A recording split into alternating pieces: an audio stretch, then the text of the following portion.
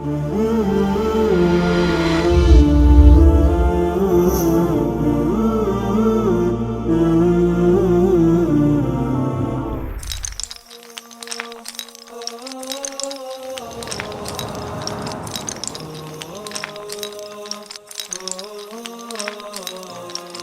TV, TV-nya umat Islam.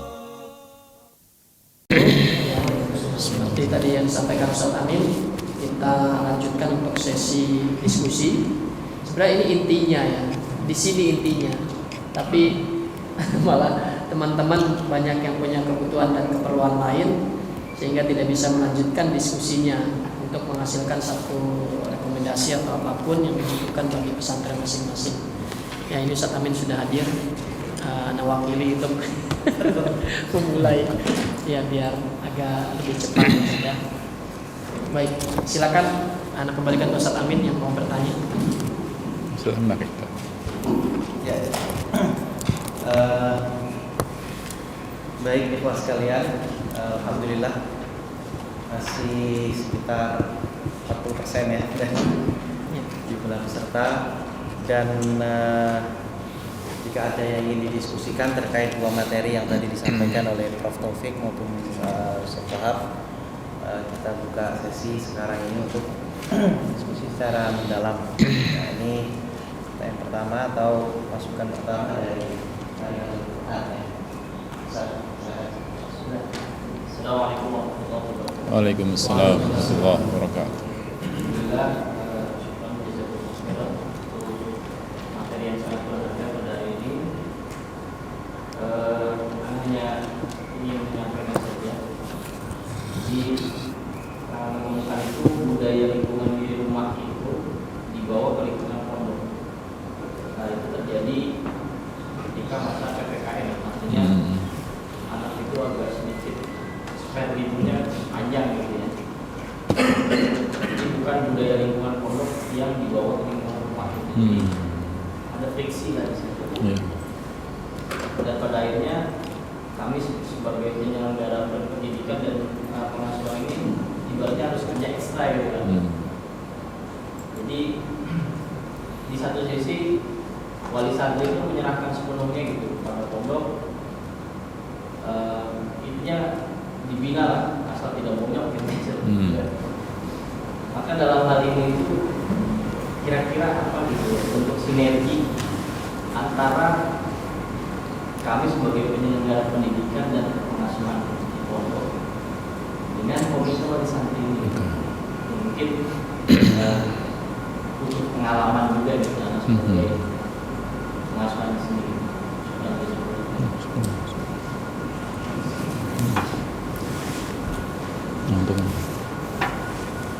Langsung dijawab atau gimana Ustaz Amin? Apa nunggu pertanyaan lain? Ya.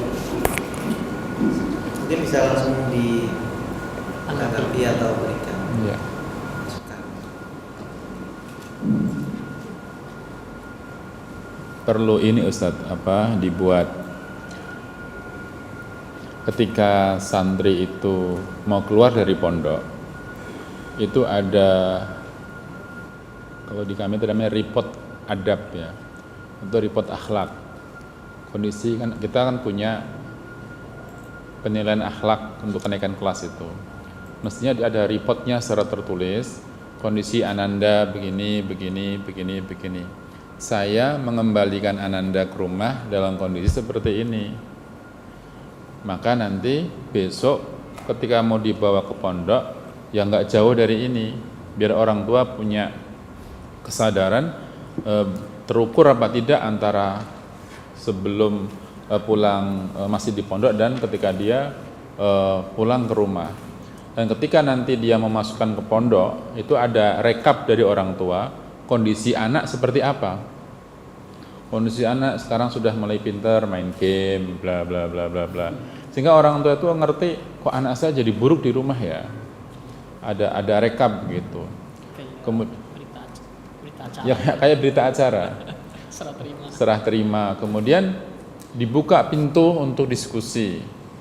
Ketika pas untuk anak-anak yang spesifik ya, anak-anak yang problem. Sehingga orang tua itu bisa mengkomunikasikan, anak saya setelah di rumah mengalami begini. terikat dengan baik, dan orang tua harus jujur menyampaikannya agar pesantren memiliki kemampuan yang tepat untuk memberikan treatment kepada yang bersangkutan. Anak saya selama sekian semester di rumah sudah mulai pacaran. Dengan pacarnya dia sudah melakukan ini misalnya. Pondok jadi mengerti, tapi jangan dihukum. Itu kejadian di rumah, orang tua memberi report. Cuman mata kita harus lebih fokus kepada orang itu bahwa dia mengalami begini. Tolong guru BK dipanggil, diberikan nasihat tentang kondisi-kondisi itu. Nah ini ketemu kita antara maunya kita dengan report orang tua seperti apa.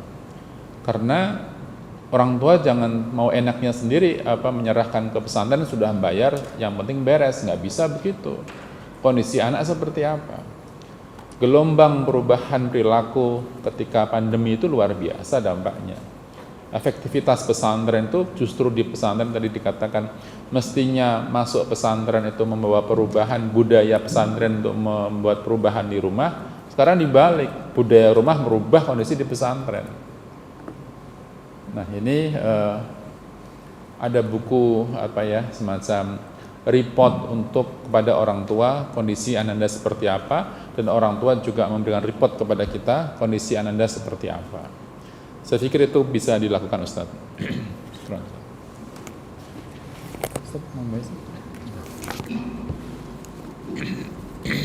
Silakan yang lain.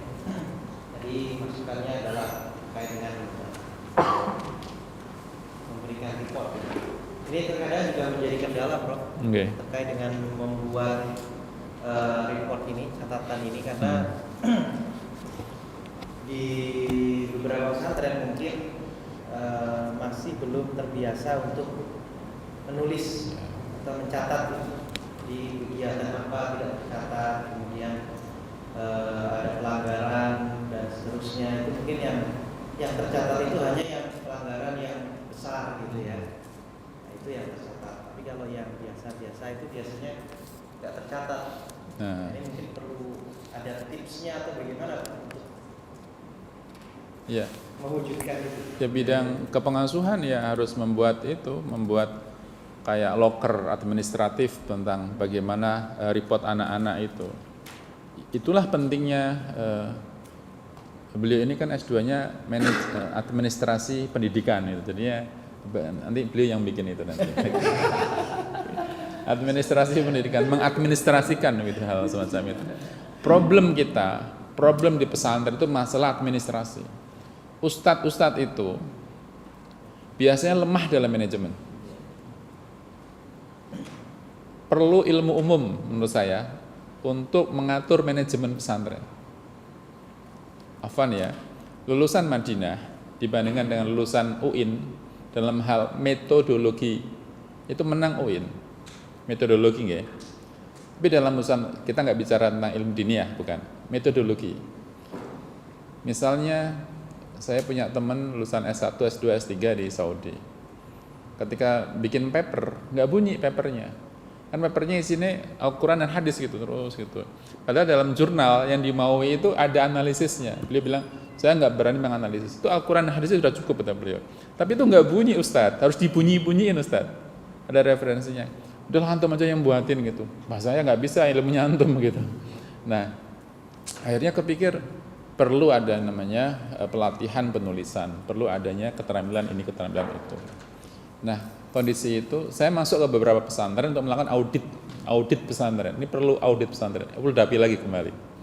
Jadi pesantren kelihatan hebat, kuat itu kalau kita masuk ke dalamnya, kita kulik itu akan tampak banyak sekali kekurangannya, rapuhnya pondok itu. Apalagi ketika dipimpin oleh seorang kiai.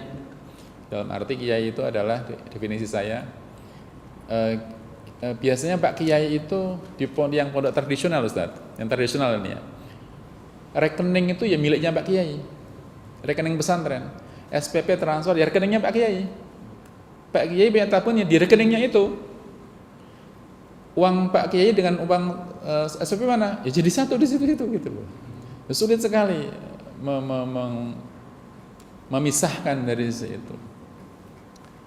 Pak Kiai, di sini ada pelajaran adab. Oh ada.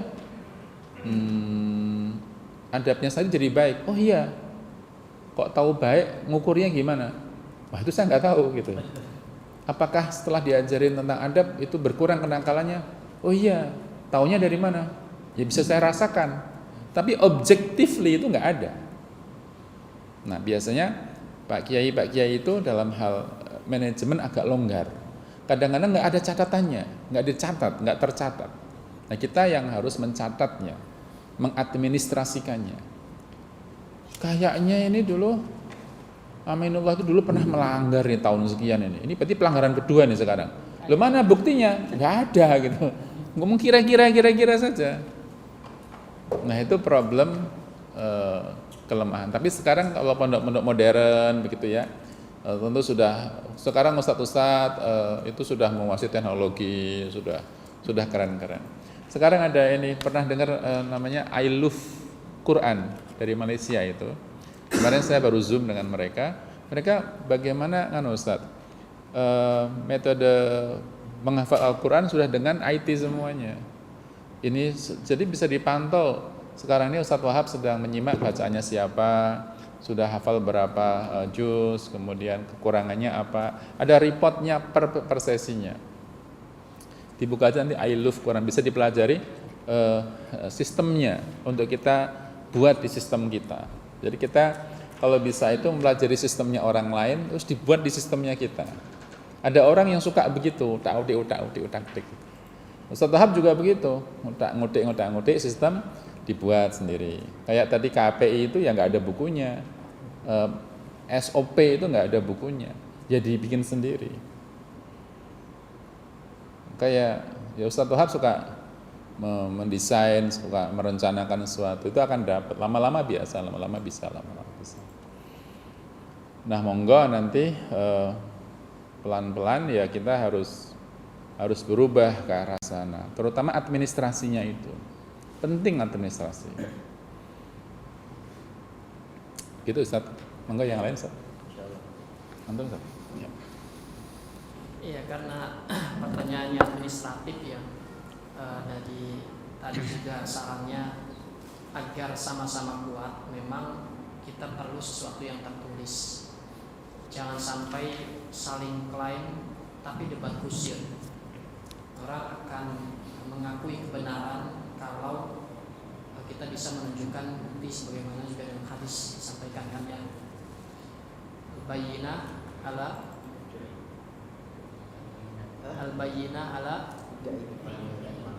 ala mudda'i apa ala man ankara. Al yamin ya.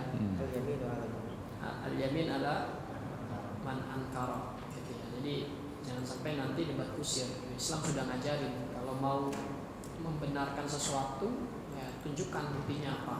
Menyalahkan sesuatu juga demikian. Nah, ini anak coba tampilkan ya contoh.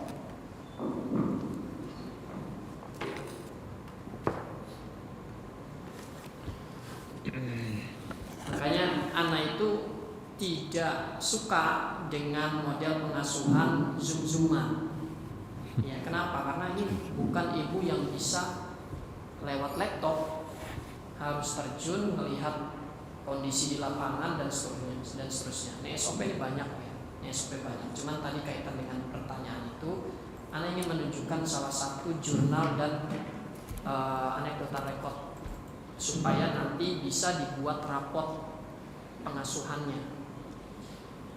Ini ada nama pengasuh, shiftnya apa? Karena ini memang Anda buatkan buat Andalus, dia shift keberapa?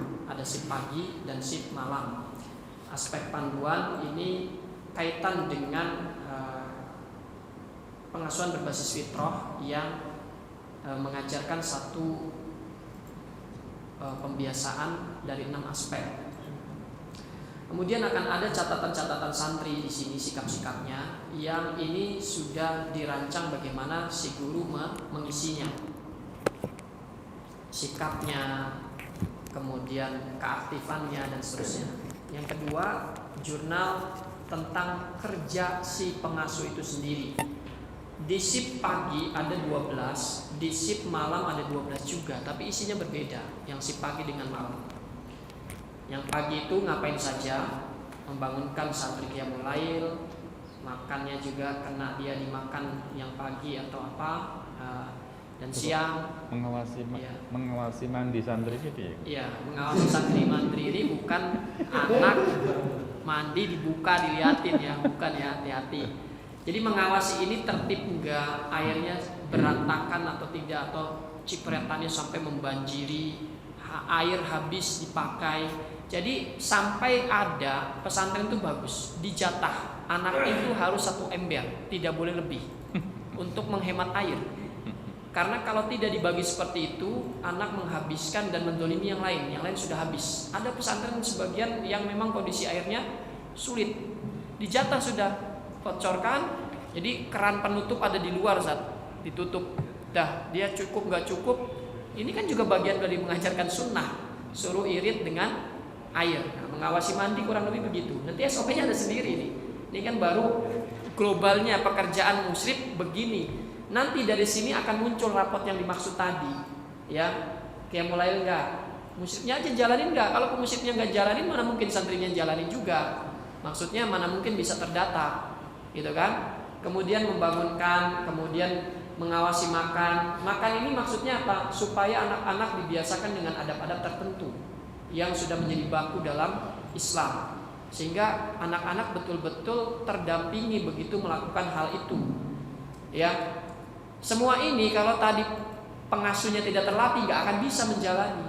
Karena tadi dikasih sekian banyak kerjaan, yang dia kerjakan cuma apa? Membangunkan halaqah Al-Quran sama apa? Enggak, ngantor di kantor. Pekerjaan lain nggak dia urus. Ini terjadi. Ya. Bagian bahkan tidak kantor. Kenapa? Kamar kantornya. Kantornya bahkan di kamar malah, lebih mengerikan lagi. Ada sebagian orang, ya, sebagian orang itu masih peduli dia mau ngantor gitu. Di kantor dia bingung melakukan apa. Padahal di kantor itu maksudnya pesantren tersebut supaya dia bisa mengkonsep tadi, menginput, mengeprint, ya, dan seterusnya. Administrasi. Kemudian administrasi itu sudah dibawa dia untuk ke lapangan, diobservasi, diperhatikan, semua dicatat. Baru akan punya rapor. Kalau ini nggak berjalan, nggak akan ada rapor itu. Gitu. Jadi semua berawal dari yang gini-gini. Ya, nanti ini turunannya banyak. Setiap ini ada SOP-nya bagaimana, belangkonya seperti apa, terus checklistnya. Jadi ada yang bentuk ini kan cuma checklist lakukan nggak, gitu kan. Kemudian ada yang catatan bentuknya, peristiwa-peristiwa penting dicatat. Ya, jadi kuncinya adalah tadi terbiasa melakukan administrasi. Tanpa pimpinan yang baik nggak mungkin terlaksana, karena komitmen pimpinan ini menentukan berjalan atau tidaknya pencatatan tadi.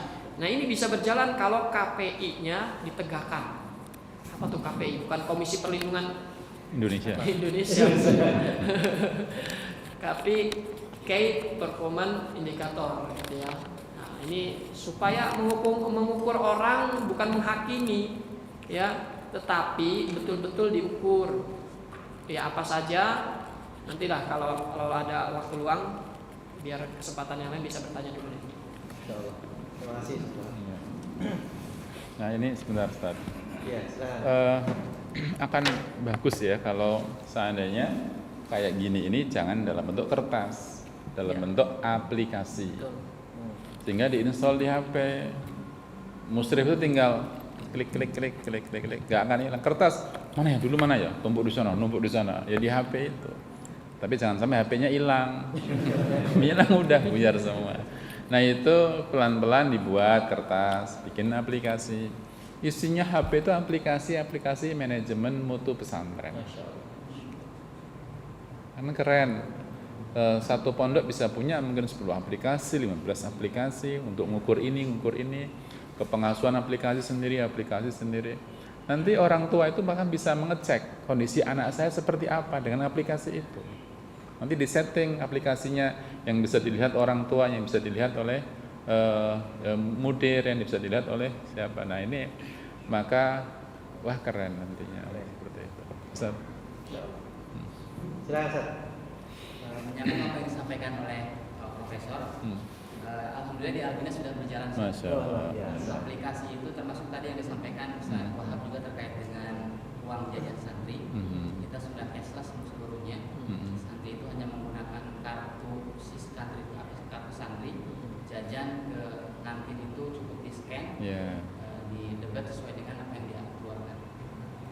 Terkait dengan tadi, seperti kita menginput mutabaah santri Ustaz, dari mulai membangunkan santri sampai dengan santri tidur lagi, semuanya sudah teraplikasi. Tetapi lagi-lagi terbentur dengan SDM. Ini masalahnya. Sehingga konsep apapun, program apapun sudah kita susun, kita buat. SDM-nya kenapa? Nggak mau dan nggak mampu. Pertama, mungkin tadi kan harus profesional dan proporsional. Ya. Kita itu dengan 1000 santri, jumlah muslim itu hanya 30 orang.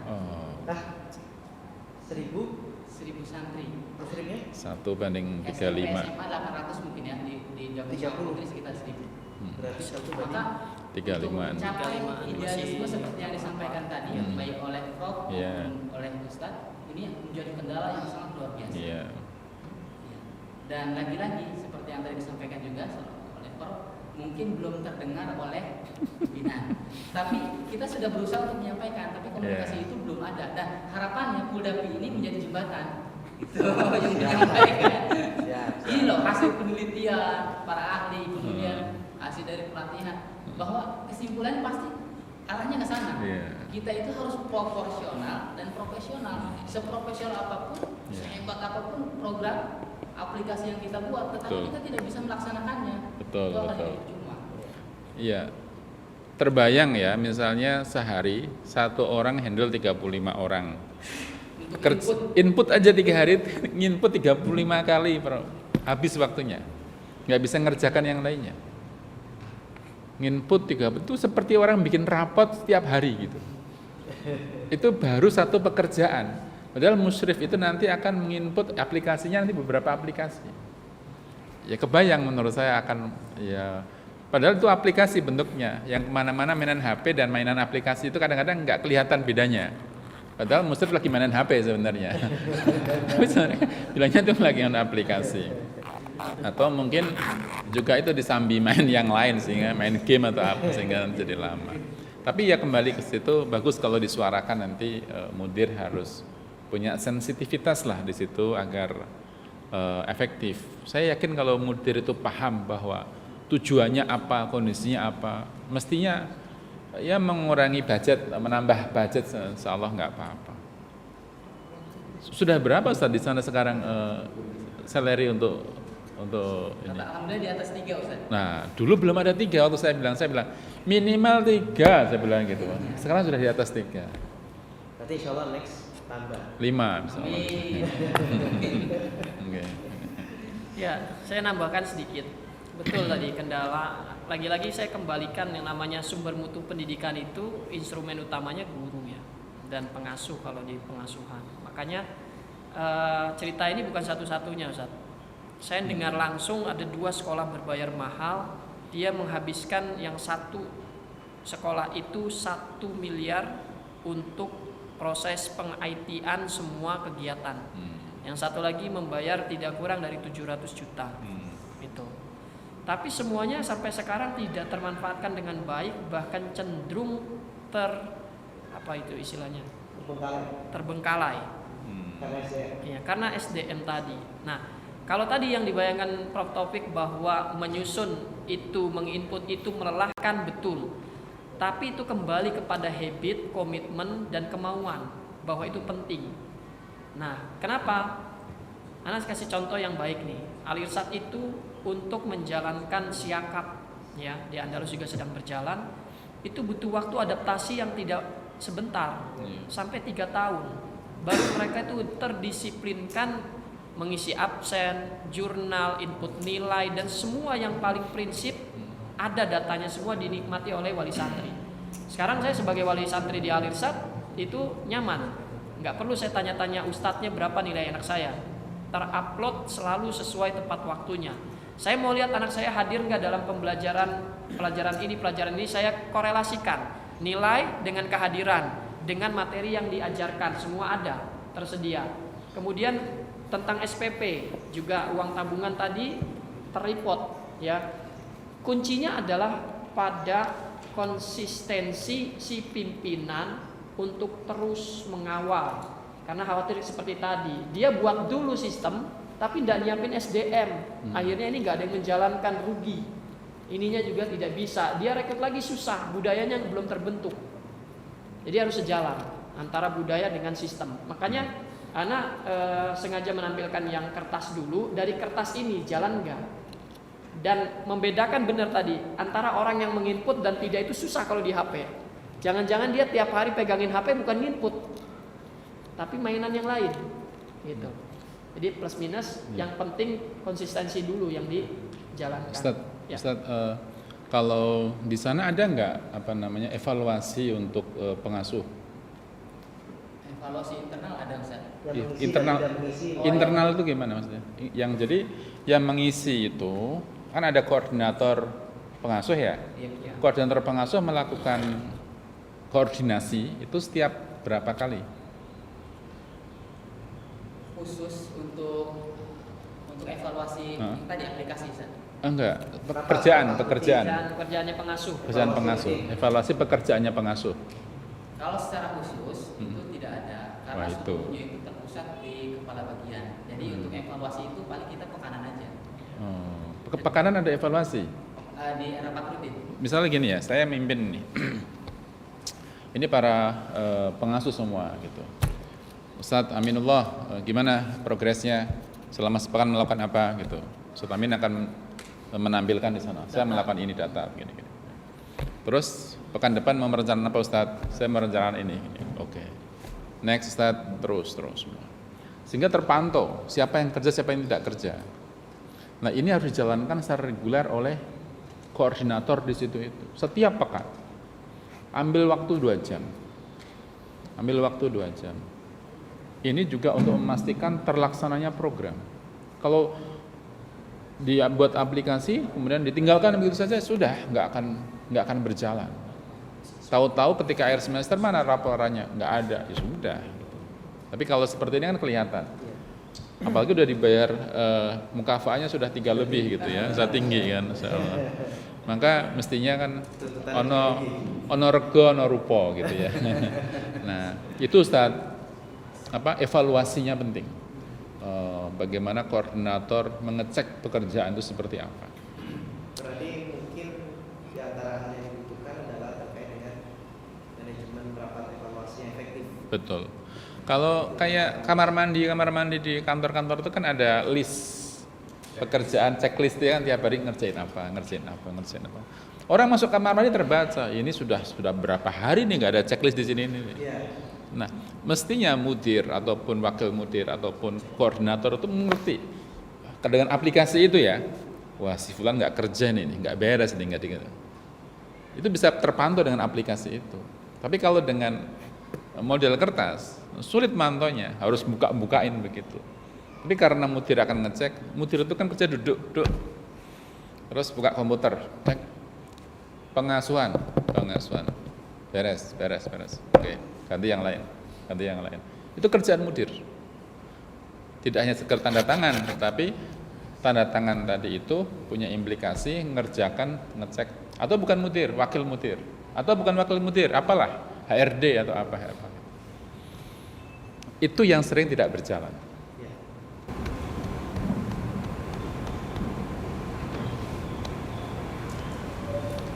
Ada Ustaz, ada yang lain Ustaz?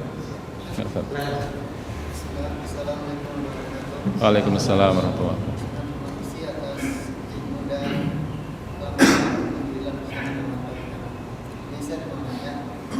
Dari mana Ustaz? Dari Jawa Barat Arab itu. Pertama tentang Itu Abdullah Sawawi Pak, di luar itu. Oh, dari mana? Coba itu. Silakan Ustaz. Silakan Ustaz. yang pertama tentang Islam. Bila yang saya diamankan sebagai santri yang bisa, jadi saya memiliki beberapa anggota atau partner, dan kedua partner anak tersebut kurang maksimal dalam menjalankan tugasnya. Sudah kita ingatkan terus bagaimana bisa kita. Terus yang kedua, kita tadi tentang masalah yang santri yang fiturnya rusak, Iya. yakni suka-suka jenis. Heeh. Bagaimana kita menanggulanginya? Yang pertama, ketika kita melihat tanda-tanda gitu, Ustaz. Tanda-tandanya.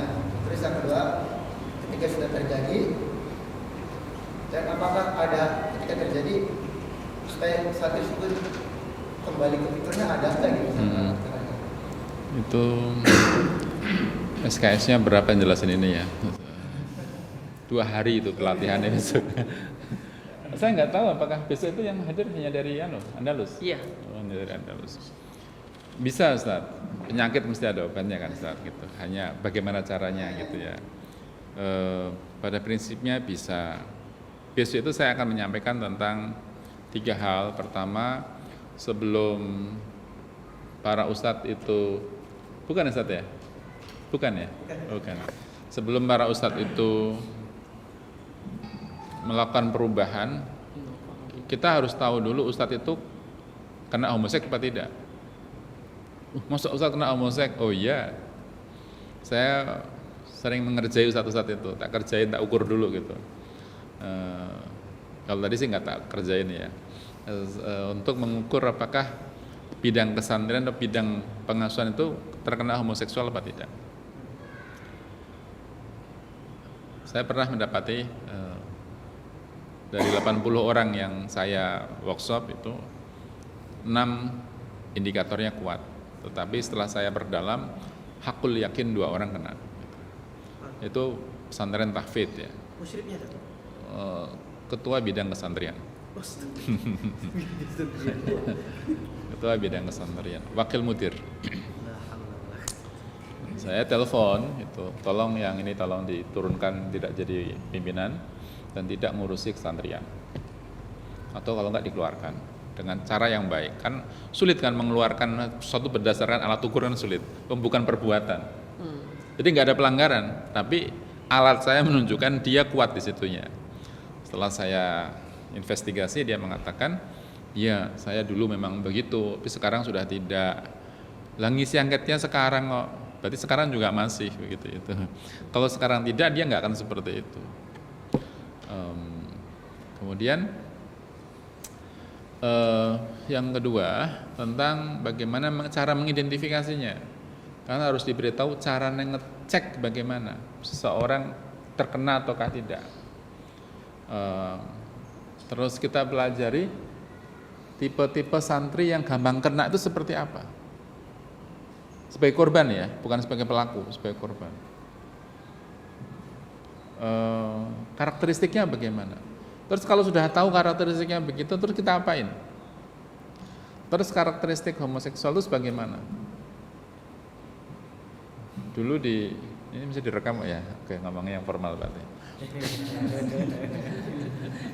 Jangan nyebut merek, jangan. Saya tuh ngomong yang ini kan saya harus vulgar ngomongnya. Tapi kalau direkam gini saya jadi harus santun saya ngomongnya itu. Mohon besok tidak direkam yang di Andalus ya, biar saya bisa ngomong banyak gitu. Iya. Nah, bagaimana tadi? Kayak apa namanya? Kulitnya putih, orangnya penurut, orangnya penakut, ganteng, itu peluang. Jadi bersyukur kalau orang nggak ganteng itu, Masya Allah gitu ya, karena orang nggak ada yang mau dengan kita gitu loh. Nah justru yang ganteng-ganteng kulitnya bersih itu potensinya besar menjadi korban. Pelakunya siapa? Kakak-kakak senior. Bahkan pelakunya ada yang ustadz. Nah, itu. Terus setelah itu baru diberikan cara treatmentnya, bagaimana mentreatmentnya. Sampai treatment diantaranya saya menyebutnya sebagai metode dzikrul maut untuk menghilangkan homoseksualitas itu. Sampai saya minta diberi PR, ada PR-nya. PR-nya apa? Memandikan jenazah, kemudian menguburkannya. Kemudian dan sebagainya terkait dengan bagaimana kembali kepada Allah. Untuk orang-orang awam ya, orang awam yang di luar pesantren itu dinyanyiin aja, nyanyi loh ini. Itu kayak ruqyah dampaknya. Pernah dengar lagu tentang ini? Selimut putih itu dulu ada lagu lama, lagu kuno tentang bila Israel datang memanggil gitu tuh. Itu bencong-bencong itu ya. Wah sampai ya Allah, ya Allah. Itu baru lagu loh padahal loh gitu tuh. Bisa dibayangkan kayak apa itu kalau itu Al-Qur'an kayak apa gitu. Itu pengaruhnya dahsyat gitu. Itu judulnya Selimut Putih. Itu yang digunakan teman-teman di luar untuk melakukan intervensi kalau bahasa kami. Ini sekarang ini saya belum ada waktu ini, ada satu santri yang saya sebenarnya nggak melayani per orang, terlalu banyak gitu kalau saya. Saya lebih suka ustadz-ustadznya sini tak ajari, yang dilakukan sendiri, jangan dibawa ke saya. Karena satu kali konseling itu minimal 2 jam. 2 jam kalau 2 jam itu nggak langsung sembuh, bisa sampai 10 kali pertemuan. Waktu saya habis untuk begitu. Mendingan saya didik ustadz-ustadznya, diajari, lakukan sendiri di pondoknya masing-masing.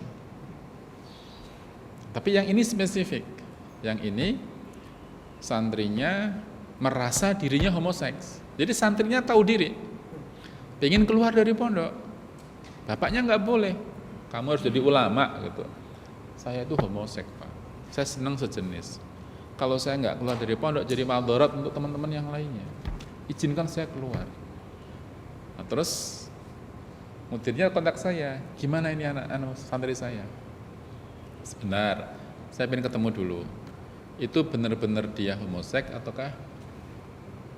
Itu? Oh iya, Ustaz. Betul, Ustaz. Salah dokter. Insyaallah. Masalah. Iya. Masyaallah. Duduk situ duduk. Sini.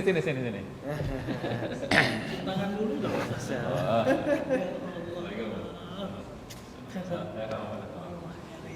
Muridnya udah dokter. Muridnya udah dokter. Muridnya udah dokter. Ya. Ini sekelas. Beda nasib. Nasib. Ahlan. Ya Dokter Amin.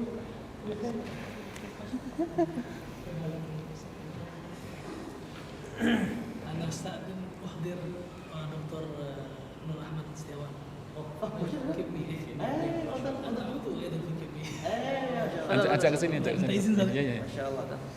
Wah, ini kalau nggak di masjid langsung ini lanjut blockchain. Iya. Saya ngajar beliau itu waktu kelas 1 SMP ya. Masih gundul-gundul itu lucu-lucu dia itu masih lucu sangat. Sekarang sudah dokter. Sudah dokter, masya Allah. Jadi dosen. Jadi dosen di Lipia. Iya. Ya. Sampai mana tadi saya ngomongnya? Sampai mana tadi saya cerita? Ya, apa? Itu yang anak itu, Oh. yang mengaku. Oh yang mengaku, Anak ya. Terus setelah dia mengaku, nah ini besok saya harus merekomendasikan, jangan-jangan dia bohong gitu. Jangan-jangan dia bohong, dia sebenarnya tidak homoseksual, hanya ingin keluar dari pesantren. Itu bisa terjadi. Nah, saya bilang, saya belum ada waktu ini, insya Allah nantilah Ramadan atau sebelum Ramadan kita akan ketemu gitu. Jadi kasusnya aneh. Saya belum pernah jumpai yang seperti ini. Ada santri yang mengaku dirinya homoseks. Biasanya nggak ada yang mengaku. Saya lagi ngisi manasik haji. Ada ustadz 2 orang boncengan motor, goncengin santri masing-masing satu-satu. Ada 2 santri. Ketemu saya Taufik, ini 2 orang ini homoseks semua. Gitu. Dari gerakan sholatnya baik semua, bagus semua. Mana mungkin mereka homoseks? Korbannya sudah ada. Korbannya satu laki-laki yang sama menjadi korban mereka berdua. Artinya apa? Para pelaku ini nggak saling kenal, korbannya satu orang yang sama. Artinya apa? Orang itu dideteksi oleh orang yang berbeda. Orang seperti itu yang mau sama aku. Itu yang saya sebut dengan karakteristik para korban. saya bisa tahu kalau dibuka maskernya ya. Ini calon korban. Enggak, nih bercanda. Sudah tua-tua nggak akan jadi korban. Dukun ini. Kalau dari muka dukun. Ustadz Abdullah Zawawi itu kalau dari dulu waktu yang masih mutawasit, dulu belum musim yang begitu itu peluang jadi korban besar.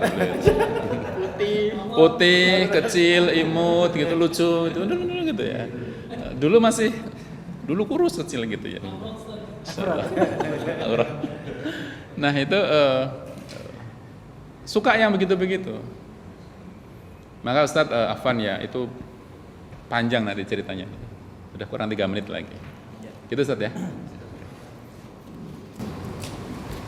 Kelas. Baik, saudara sekalian yang dirahmati Allah Subhanahu wa taala. Alhamdulillah sudah pukul 4:30 dan luar biasa diskusinya menarik sekali, apalagi ini tadi dibahas terkait dengan masalah yang mungkin menjadi suatu permasalahan yang menyita banyak pikiran bersama kita dalam mengelola pengasuhan di pesantren.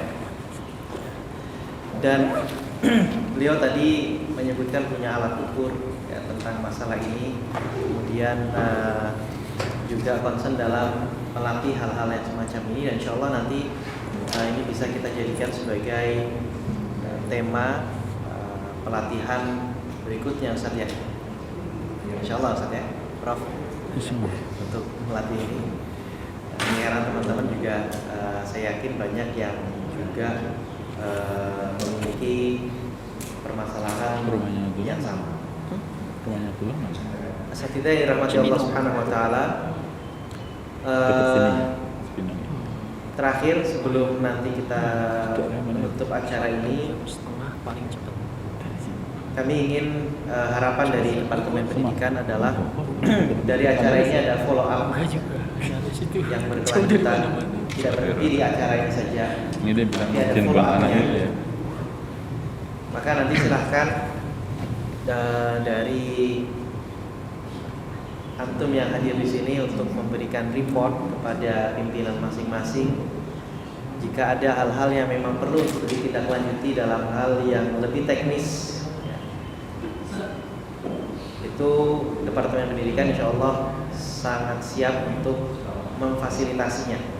Dalam artian fasilitasi di sini adalah menghubungkan antara kebutuhannya apa, kayak tadi misalkan di Albina kebutuhannya sudah tidak lagi tentang bagaimana menyusun SOP, bagaimana membuat aplikasi, karena udah ada semua. Ternyata ada permasalahan yang lain lagi gitu ya.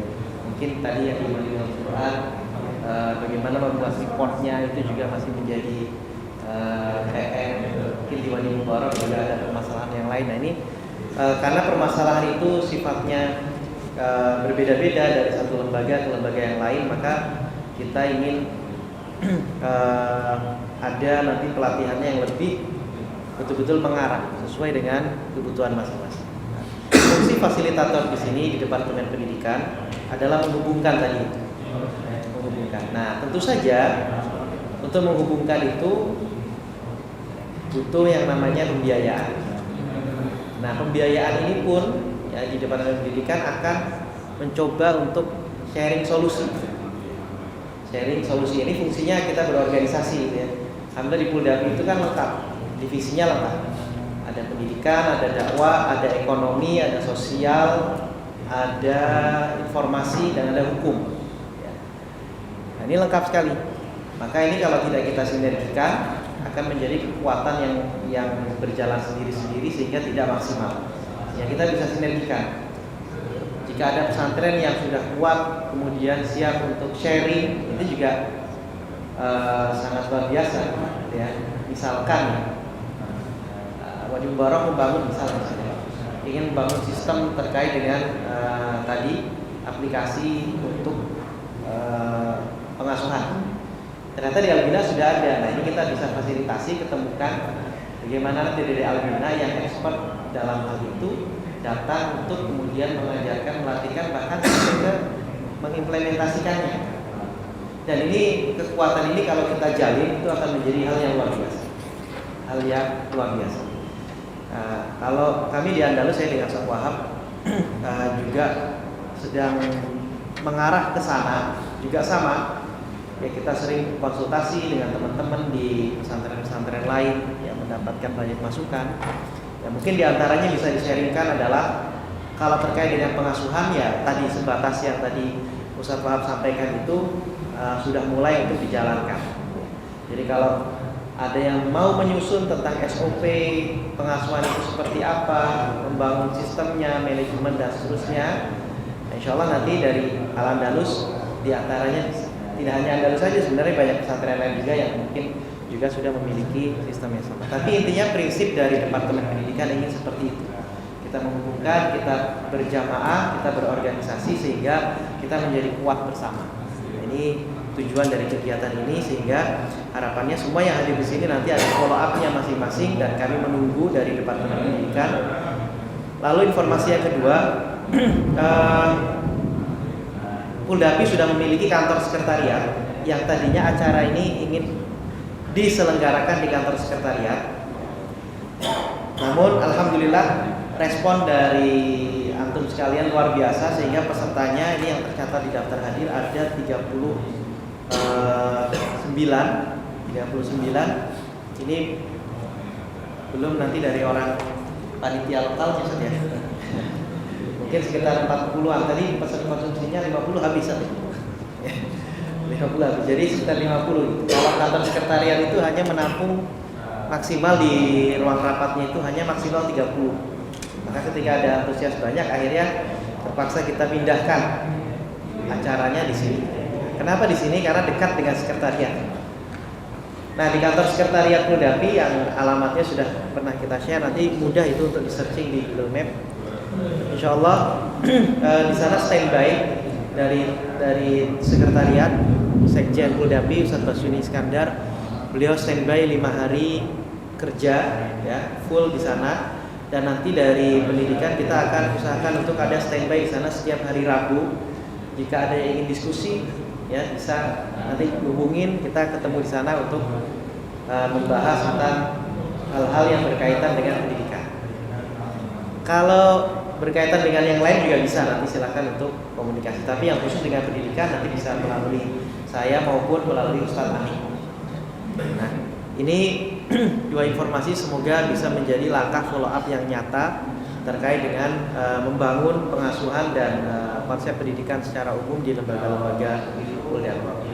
Akhir kata, kami dari Departemen Pendidikan mohon maaf atas segala kekurangan dari penyelenggaraan acara ini, dan terima kasih yang sebesar-besarnya kepada Ketua Umum Puldapi yang meskipun pada hari ini tidak hadir, namun memberikan support yang luar biasa untuk terselenggaranya kegiatan ini, dan juga kepada seluruh asatidzah yang berkenan hadir mengikuti kegiatan ini, baik yang sampai selesai maupun yang ada udzur harus meninggalkan lokasi acara sebelum acara ini berakhir. Kita tutup kegiatan kita pada sore hari ini. Sebentar, Ana ingin menyampaikan ini ya. Nah, tadi yang dimaksud untuk bisa terrekod gitu ya. Sebentar aja. Siap. Ini sampai detail ya. Ini misalnya anak saya kebersihan di kamarnya juara 1, dia dapat reward. Ranking kehadiran. Ini kehadirannya itu betul-betul bagus. Puasa Senin Kamis dan seterusnya. Tapi dia ada pelanggaran ini, memanjangkan rambut lebih dari 3 cm, bisa dijambak. Nah, ini pelanggaran. Jadi ini yang dimaksud tadi, nggak bisa klaim-klaiman, tapi ini fakta ada. Orang tua pun sadar tentang hal itu. Kemudian yang kedua, ini rapot sudah di printnya di sistem ini ya, di sistem. Kemudian yang berikutnya lagi tadi jurnal. Nah, ini untuk bisa sampai segini, untuk lihat ini halamannya, 159 halaman. Artinya apa? Satu anak itu. Iya. Artinya apa? Betul-betul dia selama semester belajar dan kita bisa lihat apa yang sudah dipelajari. Musimnya berapa orang? Untuk Kalau ini kan wali kelas ya. wali kelas. Ini wali kelas dan setiap guru. Kalau yang ini jurnal ini wali kelas dan guru. Kemudian yang ini memang musyrif, yang tadi musyrif, sama aja. Rata-rata pesantren itu baru mampu 1:20 sampai 30. Hampir rata-rata pesantren begitu. Anda belum melihat yang 1:10 kecuali demutakin bahkan 1:6, 1:6, pernah 1:5, sehingga betul-betul kualitasnya 2 tahun hafal Quran, betul-betul hafal Quran, setengah tahunnya mungkin. Jadi tadi itu bukan mimpi, tadi itu memang ini udah nyata jalan. Siap sistemnya, siap SDM-nya, dan sabar terus komitmen pimpinannya. Nah di Andalus juga sudah mulai jalan, ya. Ini sekian banyak, ini pelan-pelan akan diisi seluruhnya, gitu ya, sampai menghasilkan sesuatu yang bisa dilihat oleh orang tua. Artinya kayak gini bukan hal yang mustahil, semua bisa dilakukan dengan komitmen. Ya, itu saja. Terima kasih Pak Wahab atas tambahannya. Dan kita sampai di ujung acara dan harus berakhir acara pada sore hari ini. Semoga benar-benar membawa manfaat untuk kita semua. Kita subhanakallahumma bihamdika asyhadu an la ilaha illa anta astaghfiruka wa atubu ilaik. Assalamualaikum warahmatullahi wabarakatuh. Waalaikumsalam.